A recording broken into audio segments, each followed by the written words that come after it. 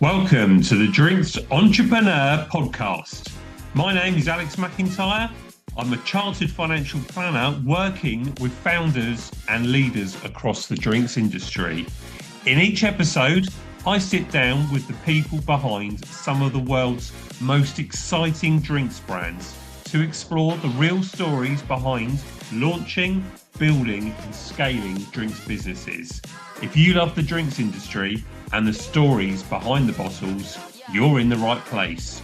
Let's get started with today's episode. Right, good afternoon. Welcome to the Drinks Entrepreneur podcast, and I am delighted to be, I think this will be a first, brother and sister duo, Tash and Antosh Samik from Rythmik Drinks. Hello to you both. Hi. How are you? Yeah, really good, thank you. Yeah.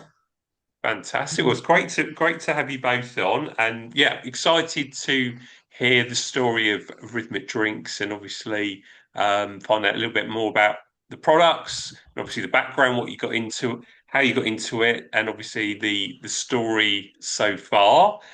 So if I could start by asking one of you to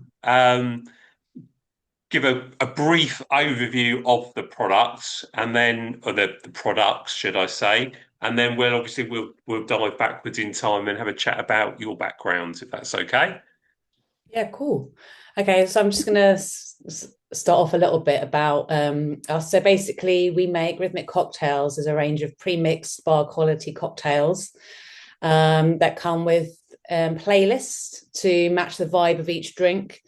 So it's really kind of our mission is to create incredible cocktail experiences for people wherever and whenever they are.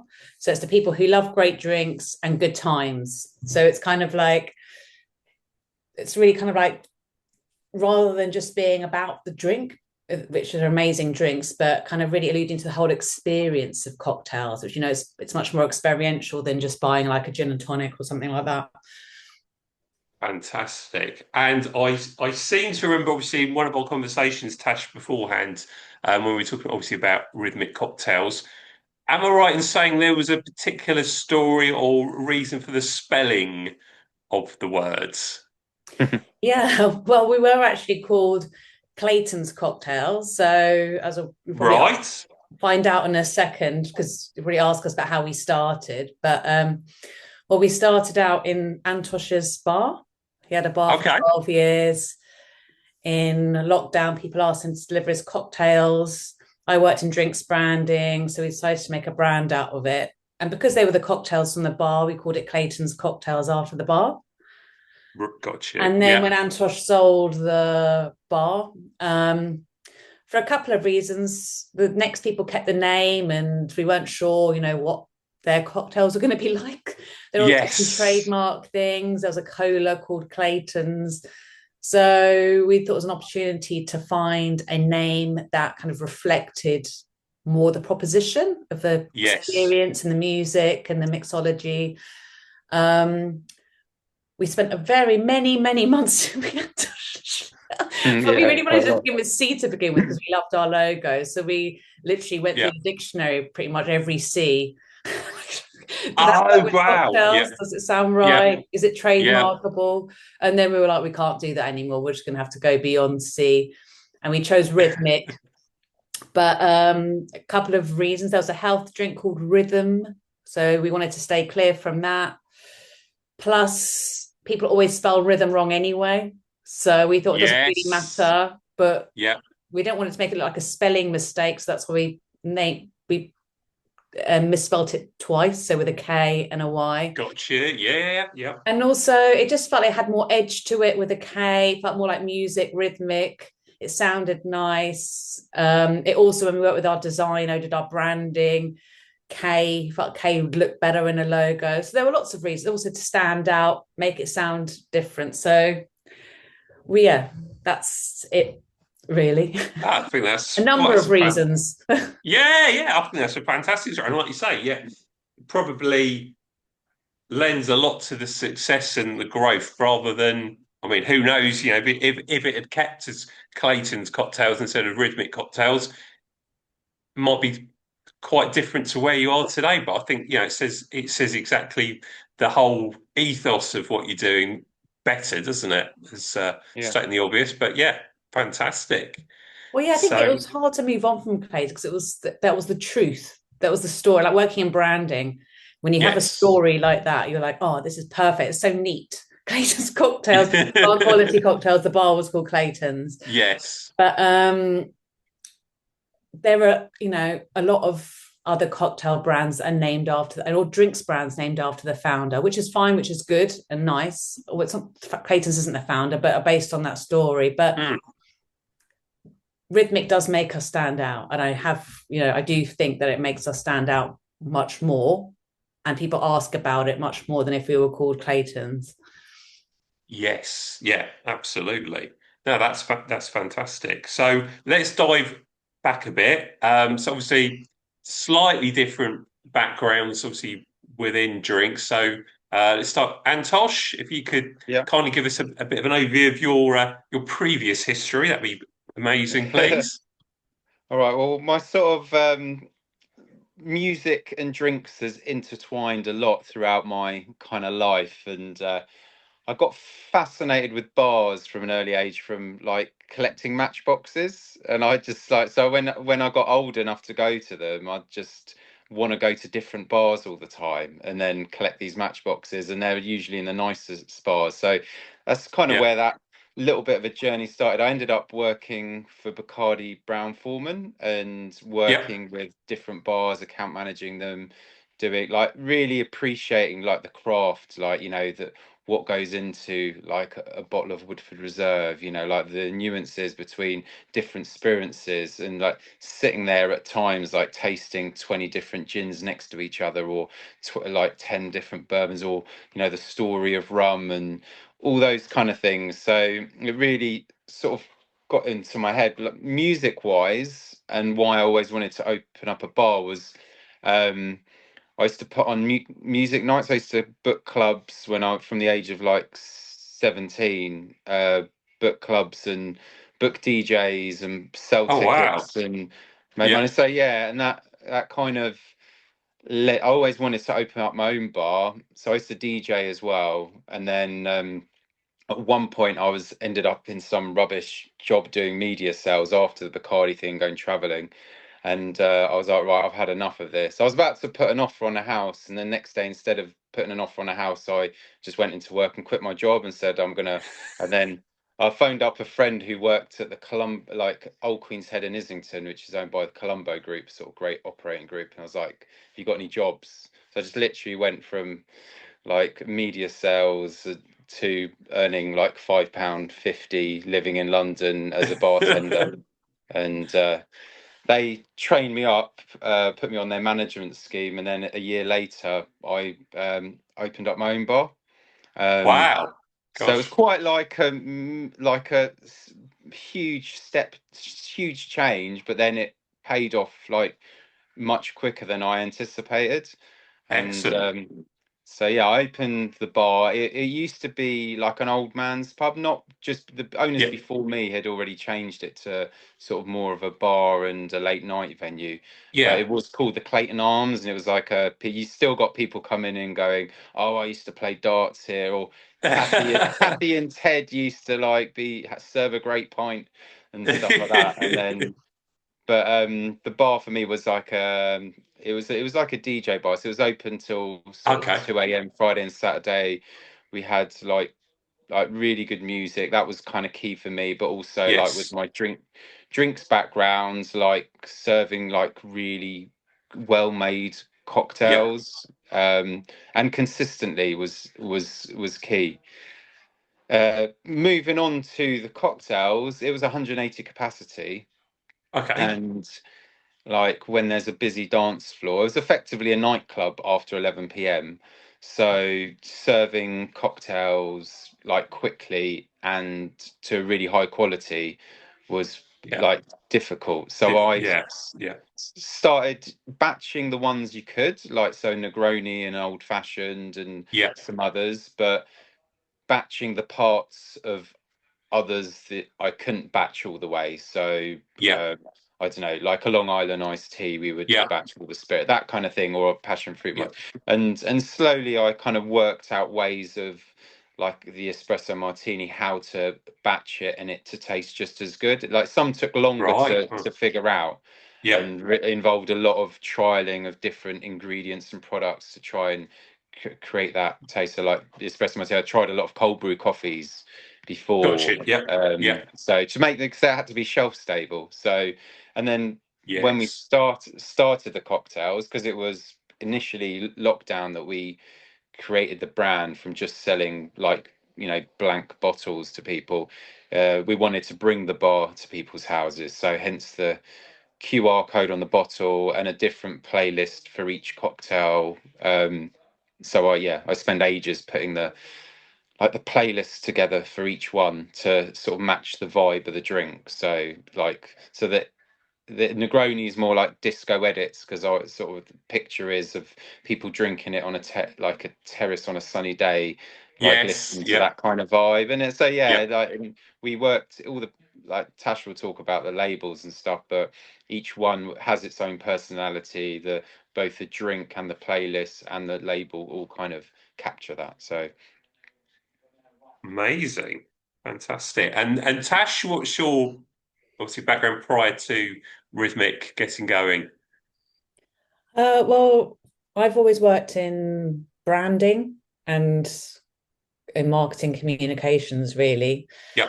So for it's been covered various things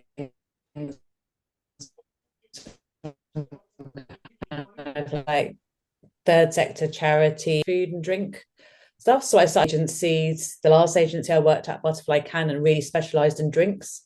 Okay. So Yeah. I worked on the brand, developing brands from scratch, basically was my job, from like really premium ones. So Yeah. ones that have kind of ones for Diageo India, like Godawan, Black Dog, that are just kind of, from nothing. They give you a liquid and you're like, come up with a story, a brand positioning for this Yeah. and a brand world. And then like, how do we launch it and stuff like that? So I was literally doing that, coming up with some rum concepts for a company, like different rum stories. Yeah. And then was going to deliver cocktails. And I was like, basically, I was doing it anyway. And that's still what I do a bit on the side. I still do branding consultancy Yeah. because, I just love it. I love that initial coming up with the idea. What's the challenge of it. So yeah, that's me. That's my background. Absolutely. And well, kind of mega important, obviously, to get the background in. Obviously, starting from something brand new to get the whole branding pictorial position around it. So yeah, obviously, it's good to have both sets of skills that you've got there from the both of you. So obviously. And I think you've said it on the website, but again, it's with the people I'm speaking to, it's not an uncommon situation that something for a lot of us, different industries, but during COVID lockdown, it's kind of a pivotal moment where something changes or is forced to change because of the circumstances that we're all in under that time. So when you got there, obviously there was this change from not being able to have physical spaces. When did you think actually let's really push it forward with the idea? And obviously we've got a business here that can exist beyond the the physical bar, as it were. well Oh, gone. well, I was just going to say with the bar, I'd had it for sort of quite a long time, sort of 11 years, run it on my own, and I was actually looking for a way out, looking to Okay. a way to sort of finish, because the late nights I've got a young son and stuff, so I was looking for sort of a way to sort of what to do next. I Yes. don't Yeah. know. And when after lockdown, things changed a lot within the hospitality industry, and they're still like they're still tricky, as Yeah. many people will testify. And I just thought, well, actually, my lease is running out. Well, I was looking for my next thing anyway. For me, we'd already started this, and it had already got good kind of traction, and it was popular. Yeah. People loved the concept and stuff. I was like, well, actually, this could grow.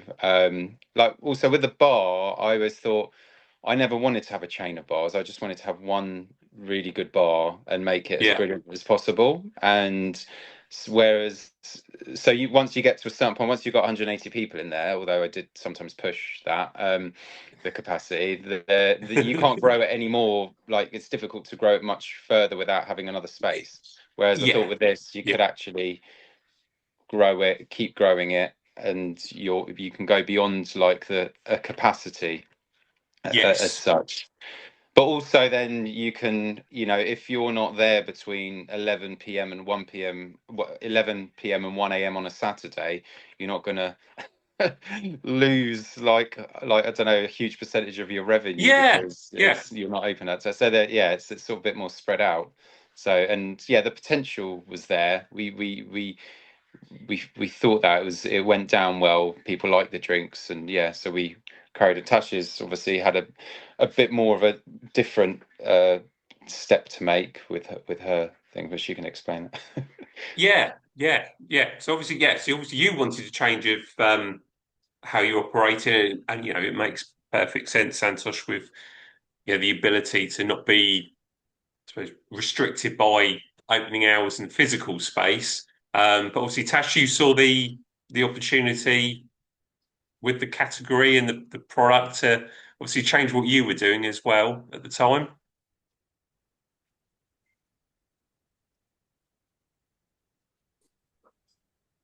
I think we might. Yeah. Do you know what? I'm going to do one of those really annoying Zoom things and just open the door because I think my reception's just put you on pause for 1 No second. worries. No, that's fine. What I'll do just before we come back to Tash is, are you back with us, Tash? Is that Yes. better? Yeah, perfect. So just saying, so what obviously the point in time when Antosh decided to sort of pivot from the bar, what was it like for you in terms of changing from your the day job to doing something a little bit different at the time? Well, at the beginning, I went down to I was working 4 days a week for years anyway. Because when I joined Butterfly Cannon, I left my previous job and thought, I don't really understand this working like forever so hard 5 days a week for someone else. And then you go out on the Friday, get drunk, have a hangover Saturday, then it's kind of back to work, do your admin on the Sunday. So I had that extra day anyway. And to be honest, and so at the beginning, I could always use that extra day for doing stuff and weekends. Yeah. So that was the beginning bit. And then when it grew some more, and I just already finished with the bar then, I just went down to 2 days a week with my agency. Yeah. Perfect. So kind of just sort of not sort of and 3 days a week. I mean, sorry, 3 days a week. Yeah. So yeah, so it's kind of a transition. Yeah. Which makes a lot of sense. And then I decided, and then we got really busy, so I kind of left it completely and focused on Rythmik. But now that stage of like kind of big growth, I now sometimes do, as I said, like a bit of consultancy on the side and stuff like that. So a little bit, it's always good to be still involved in that world. Absolutely. But generally, so that was it. So the transition wasn't that bad. I mean, the main change was obviously from working with an agency with on branding with some clients who've got like giant budgets. I did also work with small brands as well, but even the small brands compared to ours, their budget.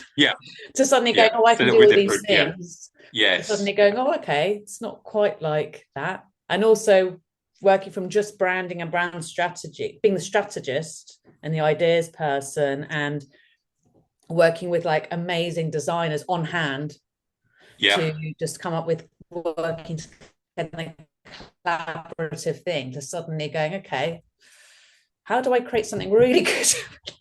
No money, and also being the expert, like actually executing stuff. So we had people who were like experts in production. For me to suddenly go, okay, I need to make a gift box. Where do I start? Who do I contact? It's just like the learning curve is just gigantic from like just saying, oh, let's do this. This is a great idea. This is on strategy. It fits in with trends. It's right for the audience. How to come up with a design idea, all that. But then suddenly going, no, okay, how do I do the actual nitty gritty? It gave me a lot of respect for a lot of people that I used to work with. Absolutely. Yeah, gosh. Yeah, the learning jump is it must be huge because everyone's obviously the differences between the two. You only have your expert channel or funnel that you're previously working in. Suddenly, everything is your responsibility, and obviously asking for advice, help from outside. But yeah, it's kind of all on you at that point, isn't it? From a day-to-day point of view. No, absolutely, it's massively.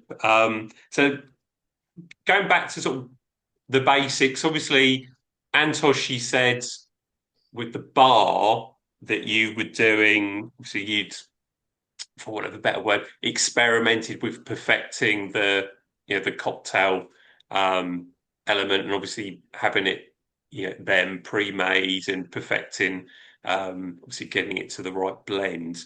But how did you then go from where you were previously to actually putting it into the final product, or getting to that stage and everything in between? How did that all look for you? It's like huge, lots of asking questions and stuff like that. Like I with the bar, I had like new sort of small distillers and people like that. So, people I could ask about, where to get bottles from. Like, because at first it was like, okay, like we only want to get like 100 bottles. Give it a try. Okay. We, see what happens, and then get some labels done and small quantity. Where can I get where can we get labels printed? All this kind of stuff. Yes. Yeah. Where do we get corks from? It's all these small things to start off with, and then there's things like shelf. Like I knew how to run a bar. I knew how to like put on events. I knew how to like make Yeah.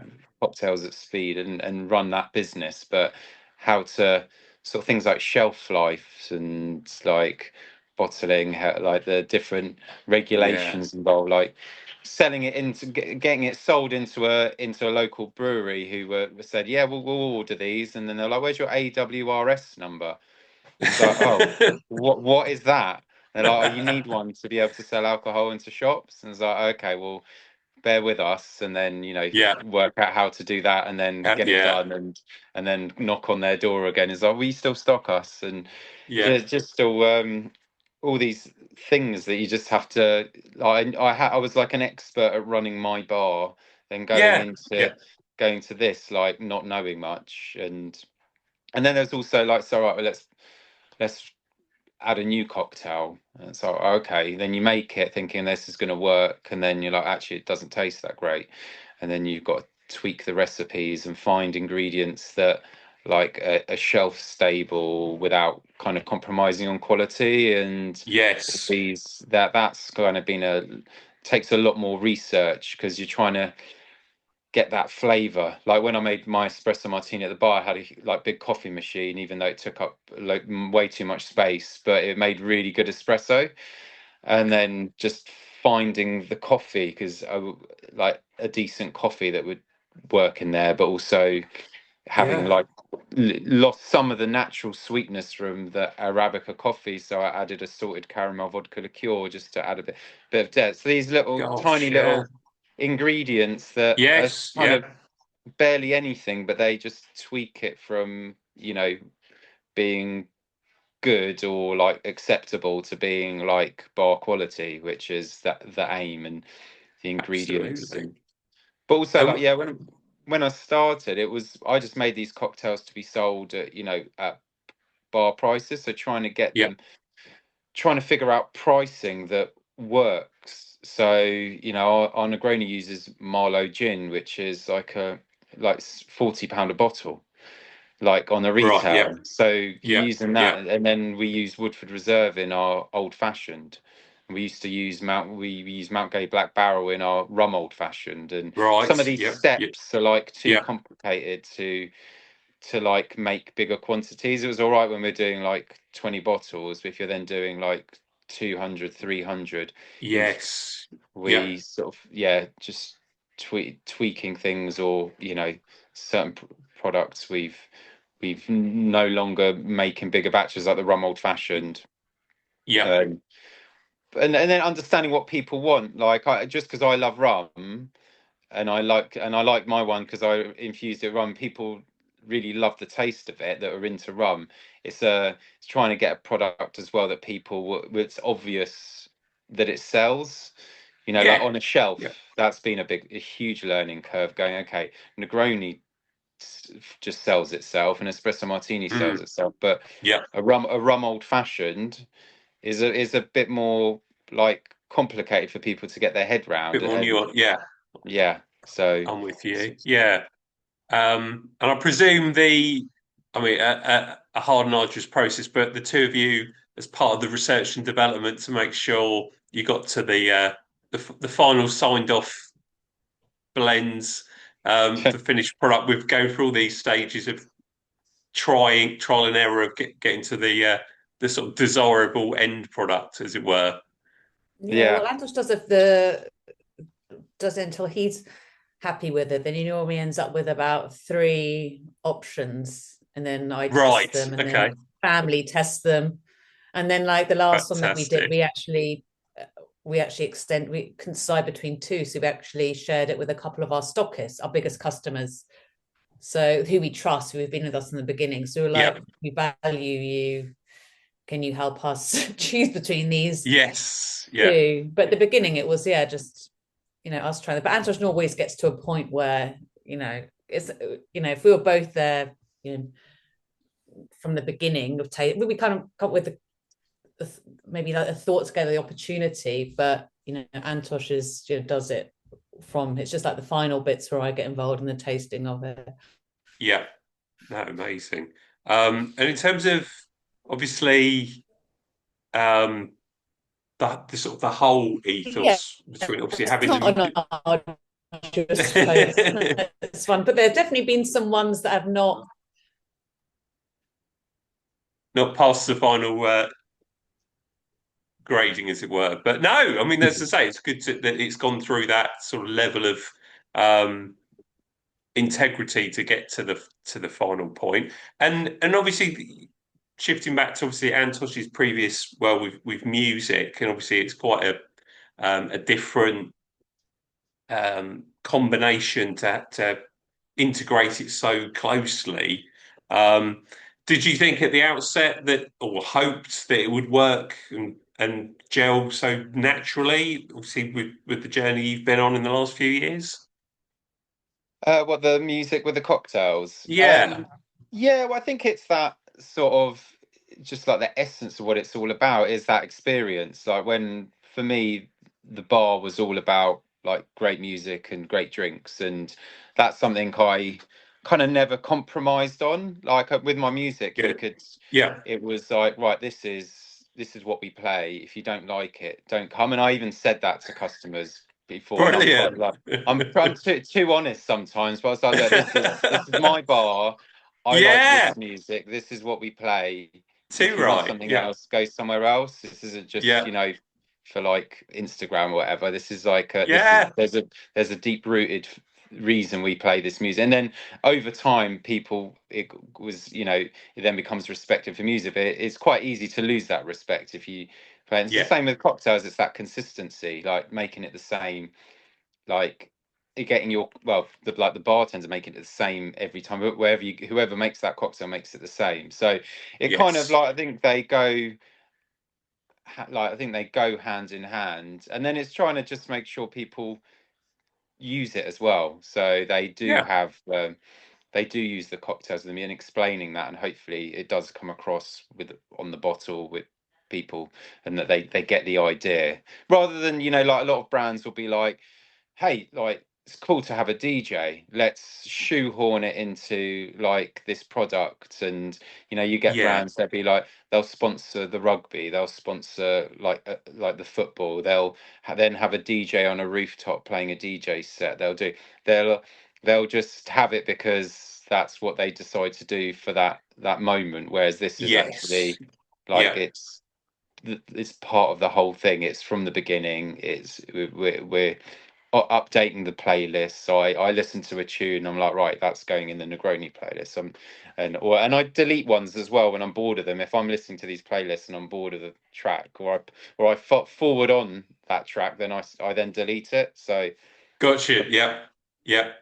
So sometimes the music side of things is evolving as well as the product line as well. Yeah. Right. So and do you think, obviously coming from a hospitality background prior to obviously creating the drink, do you think that helps with getting a sort of more closely aligned or a better customer experience because of the experience you've had prior to this? I think, yeah, definitely.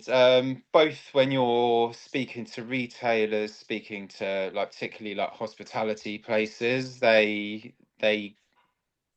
adds a level of respect straight away. Like you saying, well, yeah, I had a bar for 11 years. Like these were, it's a true story. As in, like they weren't intended to be sold by the bottle in retail. They're just supposed to be just to speed up service and improve, like and they are bar quality. And it's that consisting that like that message that like we do use those products. People are saying, so why do you use such an expensive gin? Can't you use like another bourbon? Could you not use like a £45 rum in your rum old fashioned? It's like, well, it wouldn't taste as good.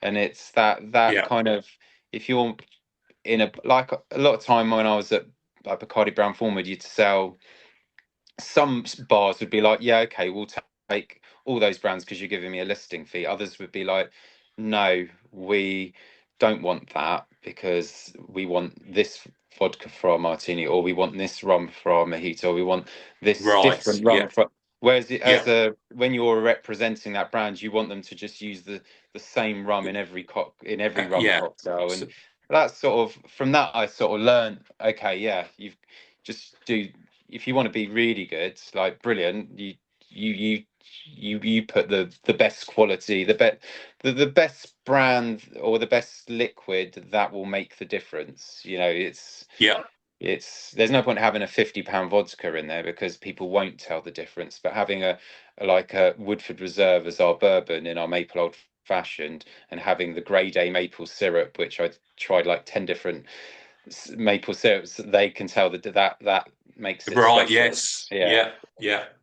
Yeah. So, and leading on, I think you sort of kind of answered the question within the conversation, but is in your both your opinions, obviously this goes back to obviously with Tash, with branding and the story behind, so not just Rythmik but also the sector as a whole. Do you think the perception of ready to drink cocktails has changed as well over the last few years? Again, a lot of that's going to be towards sort of moving up the higher quality side of things as well. Has it changed? People are still skeptical of them. Some people still haven't heard of them. Right. Seriously, sometimes we still go, what? This has got everything in it. And I'm like, yeah, you've not ever heard of cream. I'm obviously going to say that. I'm like, yes, it's amazing. I'd say people generally are skeptical about them still. So that's why we do a lot of tastings and samplings. And that's why also the on-trade stuff has been really good for us. As in I don't mean on the trade, because people you go in there once, like I'm going to a restaurant to do a training this afternoon with the staff who are just going to start serving our cocktails. These are premium. You convince them, because customers will just see it on a menu and order it. You don't have to do another. They don't have to sell it each time. It's just in there because we know it's quality. Anton's got the experience of working a bar. I can go in there and do the training and go, this is how you serve. I don't know many other cocktail companies would be able to go in and go, we know your business. this is how it works. And it's sort of really Absolutely. deviated there, but people are like, you do sometimes get people going. We did some events for John Lewis earlier this year, and we were doing our Pampelita margarita, and people were drinking going, is this, that's literally just from the bottle. They were just so surprised. And you see that every time. So the surprise is rewarding, because you're like, yes, that is. But is that, it's also a barrier, because I can see, So presumably there's still, I mean, it's easy. Obviously, there's easier channels that you can work in. Obviously, if an element of the pre-selling is done for you, so presumably there's quite a bit more education to the end consumer that's needed and required to help things move more in that direction. By the sounds of it, we do a lot of tastings, and also like it's good for us to be at events. And it's about making sure that people know that they're drinking Rythmik cocktails. So when they go away, they can buy it. Or they know when they see it that it's good. Samplings and things like John Lewis, even if they don't buy it straight away, that we know they've tried it. And also, customer loyalty, because it's so hard to get that first person to buy, unless if you're doing a tasting, like when we used to do markets and events, people try it and quite often buy it straight away.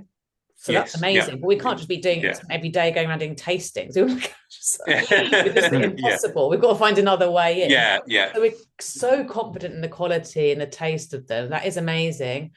But anyway, so once we get people in, it's about like maintaining that relationship with them through our email. So we get a lot of loyal customers through our website who repeat buys from the shops that we're stocked in as well. So it's about always relationship building with our stockists, with our customers, with our consumers. It's really important to us because, we know that there is loyalty to our brand. Fantastic. And I presume there's obviously the difference, again, Antosh, with building a successful bar compared to building a successful drinks brand. And again, a lot of it will obviously be repeat business, repeat customers, as Tash was saying, but obviously on a different sort of scale outside of the bricks and mortar of the bar itself. I'd imagine it's slightly different from that perspective. Yeah, it is. Yeah, because my bar was in Marlow, so you're trying to attract people from a certain space, and you're like, it's people might travel. Like obviously, you're attracting your locals first, and then you go a bit wider and wider depending on the event or something. But this could go anywhere in the UK. But then you're also competing with all the other brands that can go anywhere else in the UK. So it's quite different. You're not sort of speaking to that customer every single time either. And building that rapport. You may see them at an event or something, and then they might order, but then they might forget about you. But if you're a physical location, they might see it again and again, and then eventually they'll remind them to come in. Or I used to just because I lived there as well in Marlow, I'd see them all the time, and then makes different, different things you have to do to sort of get them.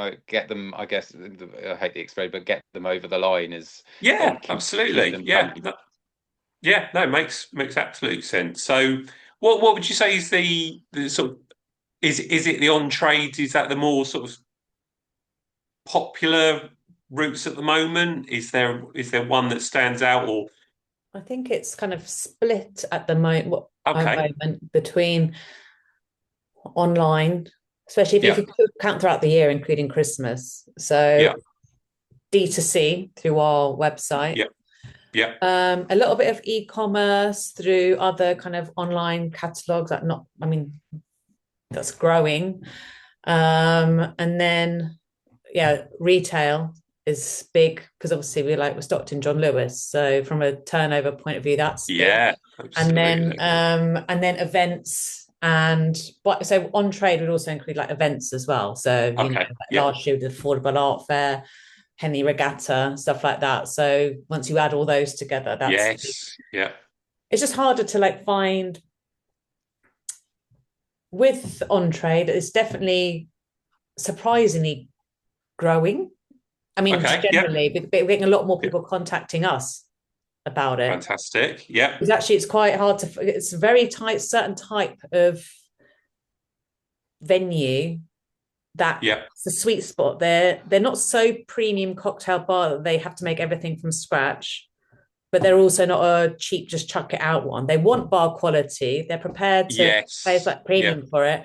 And but those ones it works and they just come. It's so worth it for us getting those people because they know we can support them. They know we yeah. understand their business and that our cocktails do really well in them. It's just trying to find like Where they all are, where, yeah, which yes, exact space is it? It's okay if we're definitely. local. We can go, okay, Yeah, there are a couple of Antosh places new that don't, but then other people have randomly contacted us. And once you get a few, and then starts to yeah, some of them have just seen snowball. us in like because we've got a great taste award, so they've seen us in a great taste catalogue, or they've seen us a blogger talking about us on Instagram. So they find us in different ways. Yeah, Uh, it all helps, doesn't it? Yeah, yeah, sort of, yeah. Some things, something you've done some point in time ago will yeah. work at some point, won't it? It's Yeah, like so hard to know which obviously, but asking yeah, them helps. But you just have to be out there all the time, yeah. That's even it. if it's Yeah, not a direct, result out of it. You just have to go just by having been somewhere. Someone try it. They know someone else. Because that's yeah, you could always meet a stockist. You could always meet a potential supplier. You could always meet someone who's having an event. Like I did a yeah. sampling the other day. Someone came in. They were having a wedding. They wanted cocktails for their wedding. So quite a few people like who are existing customers, D2C ones, Yes. will then have like a big party for like their birthday, Right. Yeah. and then they'll get us in for it. So that is Who do like they think of it's first? amazing. Yeah. Yeah. 100%. Yeah. Absolutely. So it'll be remiss of me not to ask these sort of this line of questioning just because of brother and sister element within Yeah. it. When you first started the business, was obviously I know you've got your backgrounds and your strengths, but was there sort of a discussion around um, roles, responsibilities, who would do what, who would take charge of a certain area? Obviously, there's the obvious ones because of your backgrounds, Yeah. but were things sort of structured, or they just sort of evolved over time as you've gone? They kind of well, Andros did do a Reiki thing about roles, responsibilities, and stuff. But in terms of the actual reality of it, it kind of made sense because Antosh was also run a business. So the finance Yes. sounds like Antosh does everything. But there's also other stuff like so, and also my branding, marketing strategy as well. So kind of Yes. like Yep. strategically, I could like write the business plan and stuff like that from like looking at what's going on in the Yeah. market things. So it wasn't just branding; it was strategy, branding, and the marketing. And there were some things we just had to do to get like some of the other bits so we hadn't really thought about and realized they would take so long would be kind of things like fulfillment. Yeah. Yeah. So at the beginning, it was okay, people came to the bar or we just sent it out. But then once we grew bigger, we had to employ a fulfillment company. And that is just a massive load of admin and stress. We've worked for 2 months. So it's kind of like when that happens, you have to kind of split it between two or work or just take turns on it. Yeah. But Yeah. naturally, yeah, in terms of the roles and responsibilities, that did come quite naturally. And then we just have weekly meetings and to just see how we're each going. We like have a once a month like a kind of a planning meeting just to review everything and Yeah. where we're going next, keeping each other updated on stuff. But it's more kind of like that weekly meeting we just chat about through any issues or opportunities coming up or things that I don't know, there was something the other day I couldn't think of any ideas for this an Instagram thing. So I'll just be like, Yeah. let's just chat, let's just brainstorm for half an hour, something about this. So yeah, it's helpful having it structured like that. Otherwise, it'd just be you have to Yes. have ownership of things at some point. Yeah. Yeah. No, that makes a lot of sense. And I guess obviously the fact that you've known each other quite a while, Has it helped with obviously the family connection as well? Because obviously knowing each other for all your lives, you know certain things of how you each operate, rather than if you'd have met at an industry event 5 years ago and said, "Oh, let's set a business up together," might have been different. Does that help Yeah, more well, often than not? it's it helps, and it's well, we obviously the big benefit is trust. Yeah, So that's a big benefit. The second part, even though we have known each other for, all Antosh's life, is that we've never worked together before. yeah, We had no yeah. idea how each person Right. Yes. worked. Yes. And Yes. also, Antosh has his own business. He was his own boss. I've always like worked for, even though I was like the head of strategy, I still had like a managing director Yeah. and clients to report to. I had Yeah. clients. So I was Yeah. never really, and I had a team. Yes. Yeah. Um, Yeah. team. So I kind of used to like just working this team, and just so it's like there's a big learning curve of how we work together, and it's kind of like took a while to work out why don't we have these weekly meetings? Because at the beginning it was like, what do you think of this? What do you think of this? And it was just like, oh, where's it going? So we had to find a Yeah. way of working where we could each was working to their own strengths, Yeah.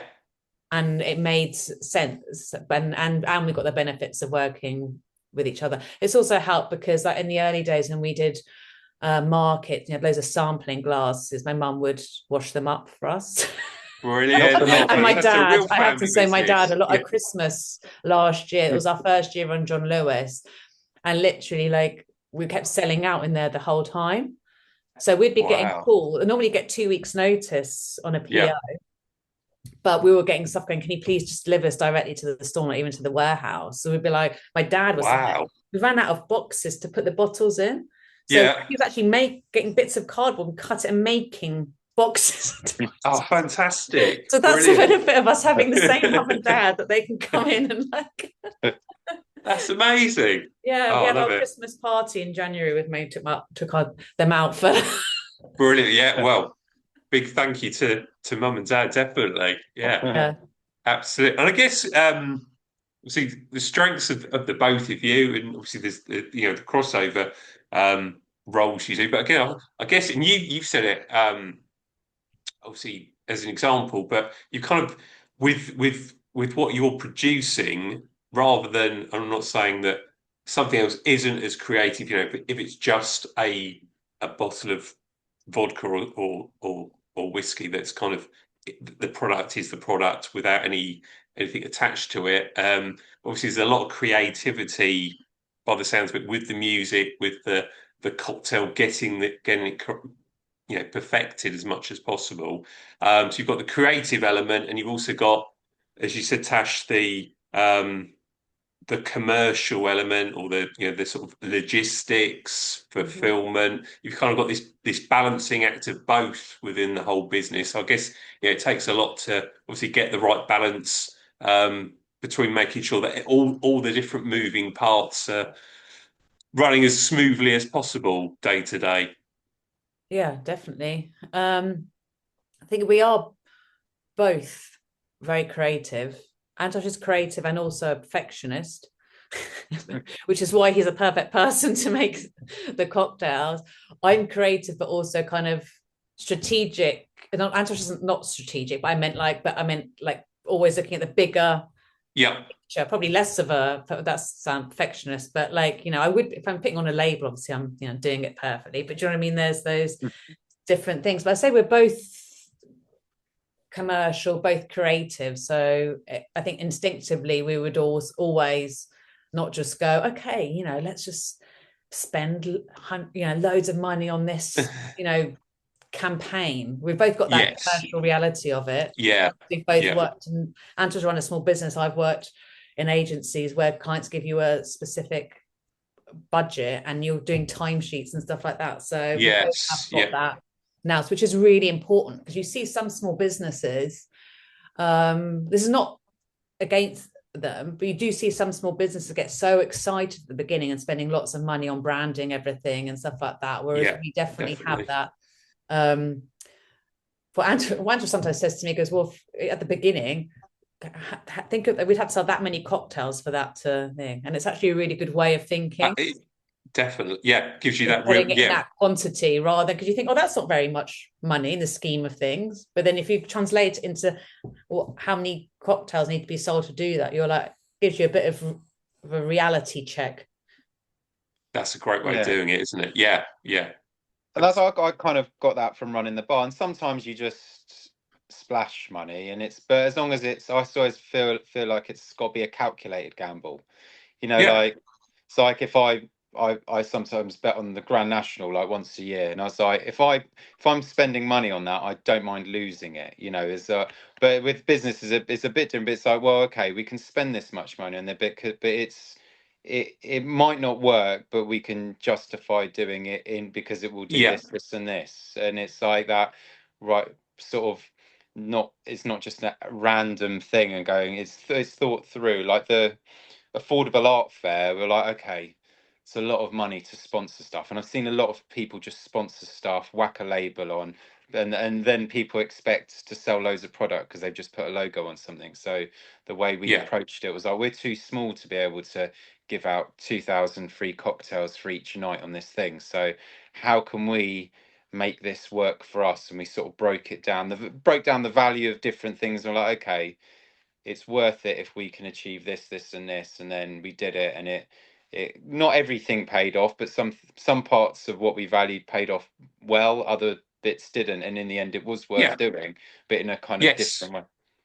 But we could have easily just gone, yeah, brilliant, it's affordable art fair, that's a brilliant event, which it is, and we'd love to be associated with it. But if we just gave out all those drinks, then we would have just been out of pocket. So absolutely, kind of got to rely on, as you I think you're saying a bit earlier on, when you're sponsoring, the Six Nations or something, those brands that can do that for brand awareness, kind of, I wouldn't say it's a lost leader, but you've got to have deep pockets to do that sort of thing, and it's being a bit more calculated and thoughtful around where it's spent is, I think it's where you need to be with a growing business. So is there anything, obviously each of you, that's surprised you more, or surprised you each about yourselves, that you've grown and learned about yourselves in the last 5 years in this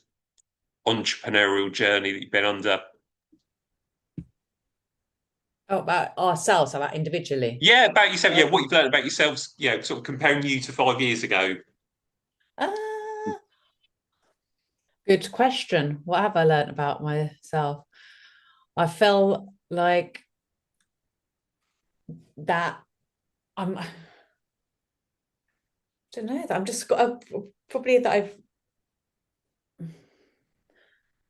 learnt that I've become better. I don't know what I learned about myself. What I've learned is I've become better at just kind of facing things I don't know, rather than just being more just getting stuff done. I don't know that's not the right term. It's kind of like things. There's lots of things that I've realized I don't know, whereas before I knew what I was doing, and everything that was a challenge was still in the sphere of the same thing. It was like, oh, okay, how do I strategically solve that? What is the brand thing? It was still in the same framework. Whereas now I'd be like, literally wouldn't know where to start. Like, where, as I said about those boxes or something, I was like, gift boxes. I'm like, who actually makes the model of it? How do we know where do I even start with this? Obviously, nowadays, things like, got to be honest, things like ChatGPT help with a starting point, but that hasn't been the case for the last 5 years. So it's like, I've learned that everything's possible, or most things are possible. So it's made me more optimistic, more kind of,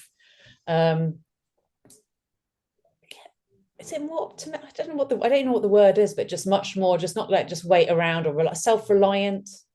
That's a bit more pragmatic. I've also learned that, like, I love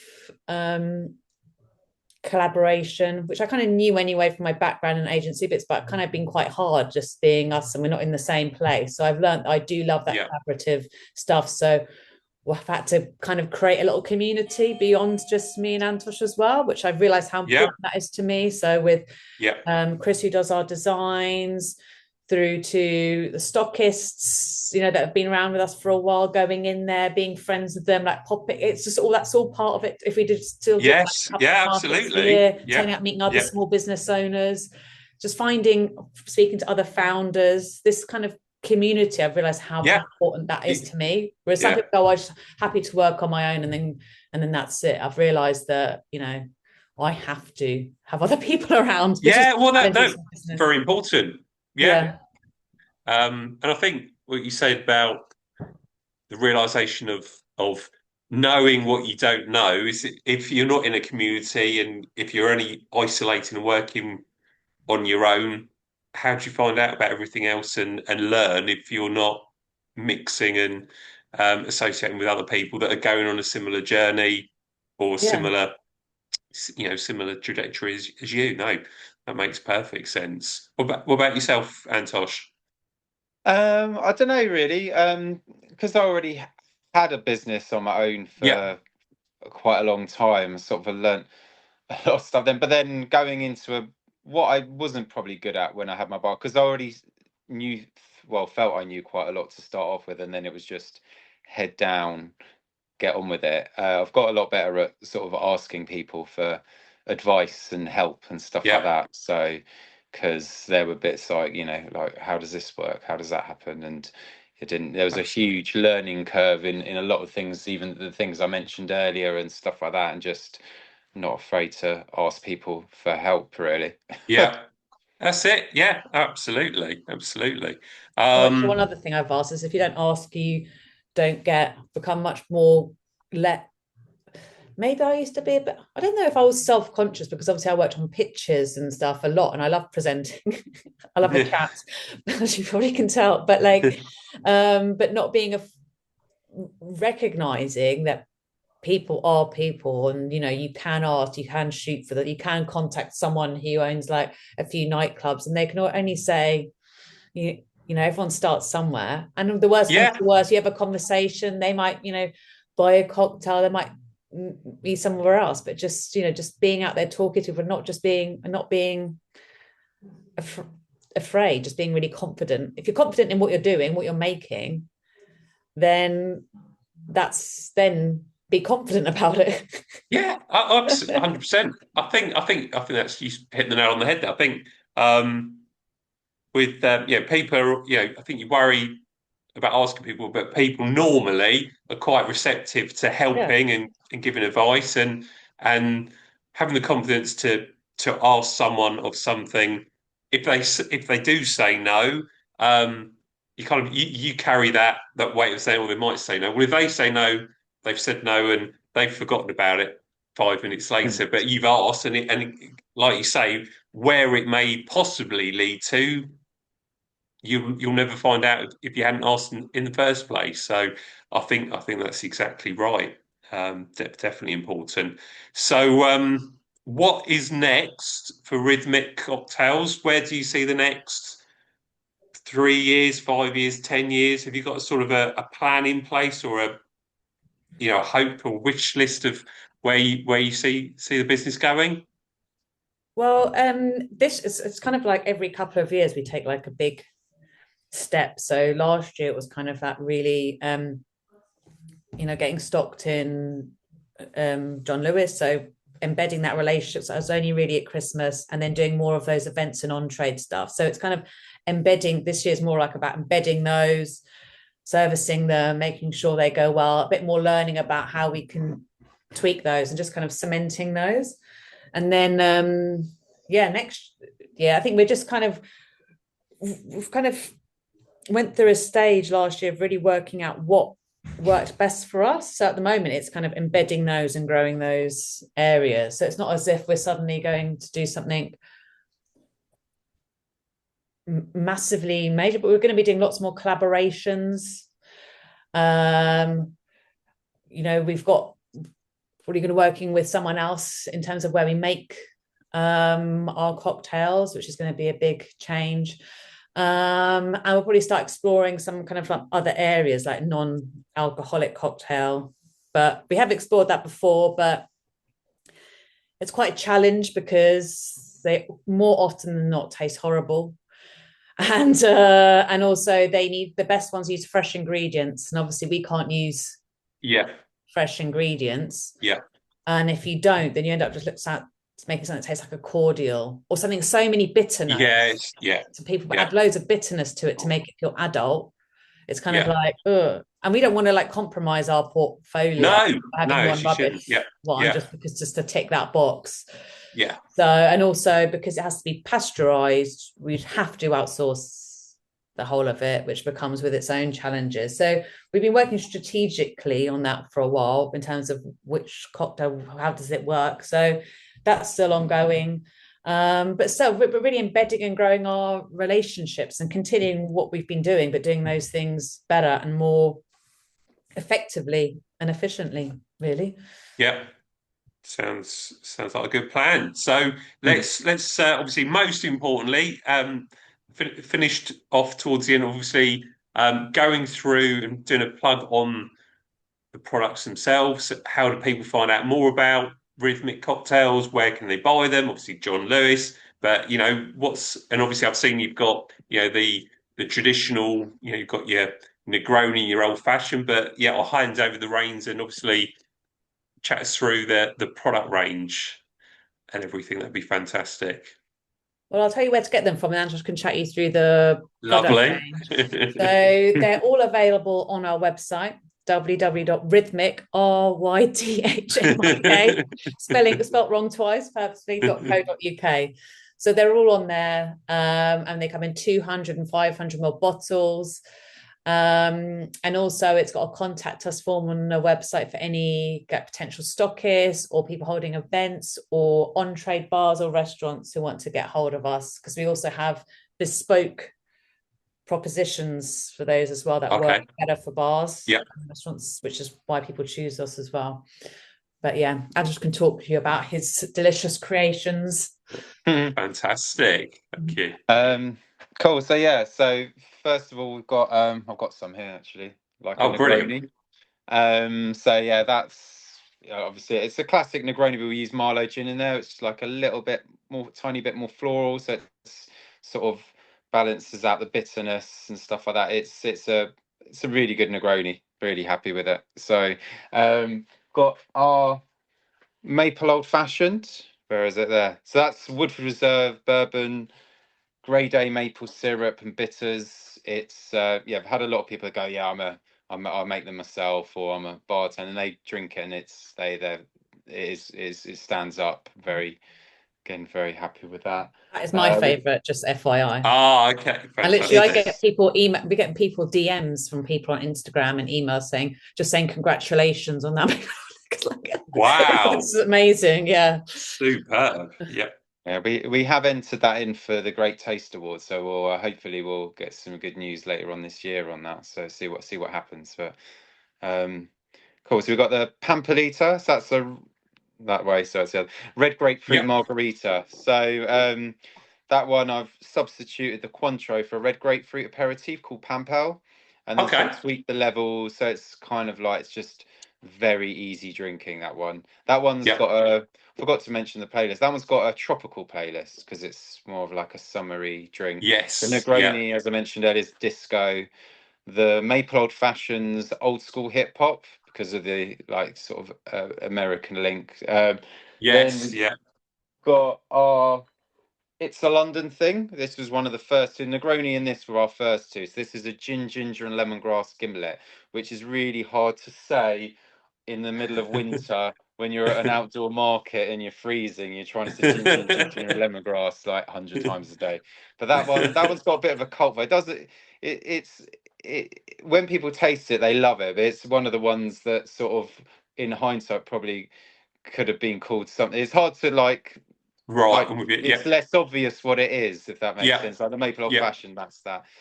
Then we've got our what else? Our spiced apple pie is our kind of Christmassy one. So that's Zhubrovka vodka, cinnamon, sugar, and citrus. and you mix it with apple juice, and you have it hot or cold, and it tastes of apple pie. Oh, wow. So yeah, that does very well at Christmas. And then our cherry amour, well, this is, I haven't got any liquid in this one, but that is a cherry Bakewell inspired sour. So it's a combination of Nice. like Scotch whiskey, amaretto, sour cherry, and like citrus. So yeah, it's like Fantastic. a liquid It's cherry incredible. Bakewell. I was going to say That on that yeah. one as well. That one was a limited edition 2 or 3 years ago, but then the sour cherry that we used, the person stopped making it. So it's taken Antosh like Okay. 2 years to find another one. We could have easily just put something else flavored cherry in there and just chucked it. But like 2 years was good. And I can't explain how many people have contacted us, haven't they? Antosh going, when's it coming back? When's it coming back? Wow. Okay. Hold on. Well, that's And just the espresso martini as well. Yeah, and the espresso martini. So yeah, that's took a while to create, as I mentioned earlier. But yeah, that one's got yes. Yeah. two stars on the Great Taste Awards. So yeah, that creates a nice froth. Looks really good, tastes good.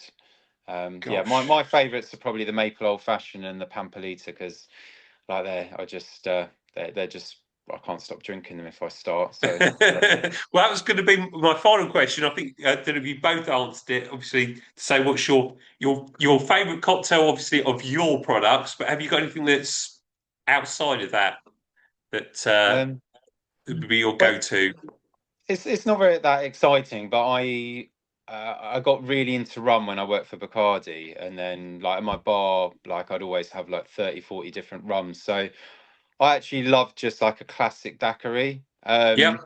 but with like, because it with like something like Mount Gay XO, like a really high end rum, like something, I mean, you really Yes. like taste it and stuff like that. I mean, I like drinking them straight, which you probably should when it's that level, but I just, yeah, like a classic. But again, but they're just, it's like, I don't know, too easy to drink, I guess. But it's a little dangerous. But I did used to when I was at the bar, that was like my bartenders knew, like if I was on a night out, I'd be like, right, make a load of these, make a load of daiquiris. So, Fantastic. yeah. Excellent.